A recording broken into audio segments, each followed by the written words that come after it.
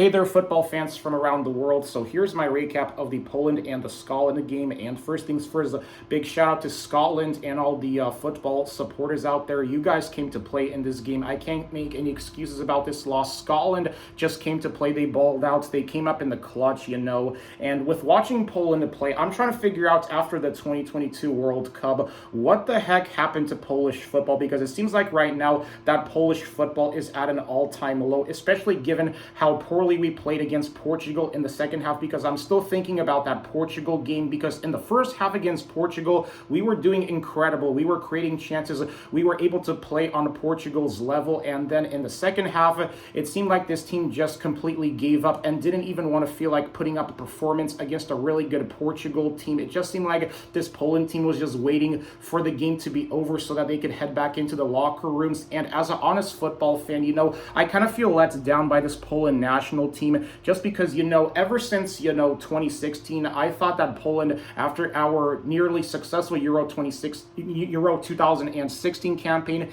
in which I thought Poland were good enough to win the Euros, what the heck happened to Polish football since? Because watching Poland play football on the pitch, it seems like we can't do basic stuff like pass the ball, defend. In fact, defending right now is the biggest issue on the Poland national team right now, because it just seems like that our team forgot how to defend. And our defense, especially our performance against Croatia, I'm trying to figure out how the heck did we manage to make a 3-1 comeback against Croatia, given how poorly we are playing right now. Now, obviously, this team is dealing with a lot of injuries. Milik is out still with an injury, I believe. So, obviously, without Arkadiusz Milik, it's going to be difficult for Poland to try and win games, because obviously our best results come whenever we have Lewandowski and Milik playing up front when he's healthy. Us playing 4-4-2. I always said that was Poland's biggest strength, is playing a 4-4-2 formation with Lewandowski and Milik both up front, because if you go back to the Euro 2016 qualifiers, Lewandowski and Milik just had the best striker partnership in Europe, because I still remember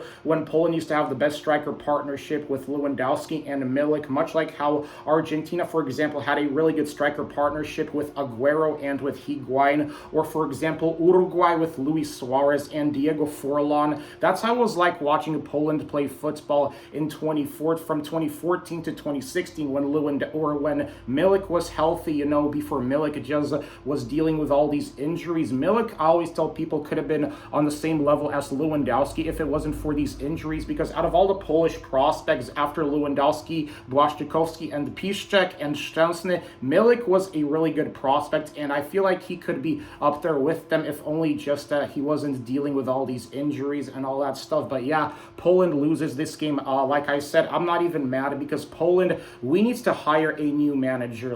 I think it's important